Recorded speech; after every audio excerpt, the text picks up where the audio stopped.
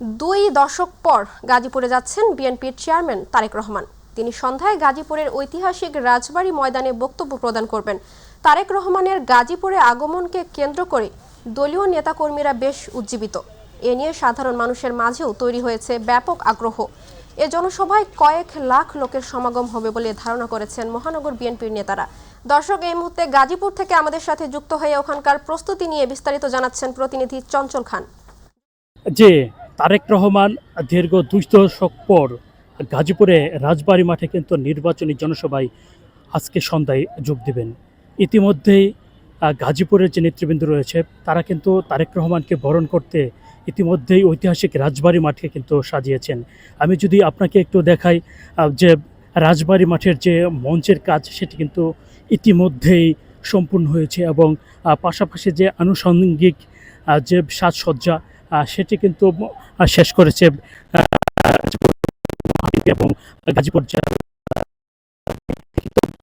গাজীপুরে যে নেতাকর্মীরা রয়েছে তারা কিন্তু তারেক রহমান আশাকে উপলক্ষ করে তারা কিন্তু উজ্জীবিত রয়েছে, উৎফুল্ল রয়েছে।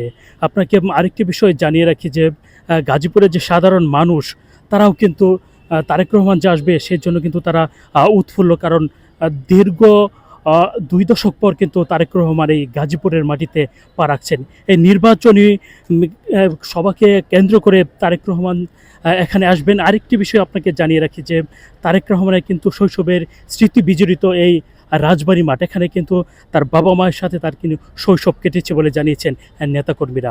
আপনাকে আরেকটি বিষয় জানিয়ে রাখি, তারেক রহমানকে এই গাজীপুর বরণ করার জন্য গাজীপুর মেট্রোপলিটন পুলিশ পক্ষ থেকে যেটি জানানো হয়েছে যে এখানকার যে সার্বিক আইনশৃঙ্খলা পরিস্থিতি তা কিন্তু নিরাপত্তার চাদরে কিন্তু ছেয়ে ফেলা হয়েছে। বিশেষ করে গাজীপুরের মেট্রোপলিটন এলাকা 3 স্তরের নিরাপত্তা এবং বিশেষ নিরাপত্তা দিচ্ছে বলে জানিয়েছেন আইনশৃঙ্খলা বাহিনী। আমি যে গাজীপুর জেলার যে সর্বস্তরের নেতাকর্মী তারা যেটি বলছে যে, এবং গাজীপুর মহানগরের নেতৃবৃন্দ তারা বলছে এখানে প্রায় কয়েক লক্ষ লোকের সমাগম হবে। আজকে সন্ধ্যায় 6টায় তারেক রহমান এই গাজীপুরের রাজবাড়ী মাঠে নির্বাচনী জনসভায় বক্তব্য দেবেন। এ ছিল গাজীপুর থেকে আমার কাছে তারেক রহমান আসার সর্বশেষ তথ্য। চঞ্চল, আপনাকে ধন্যবাদ।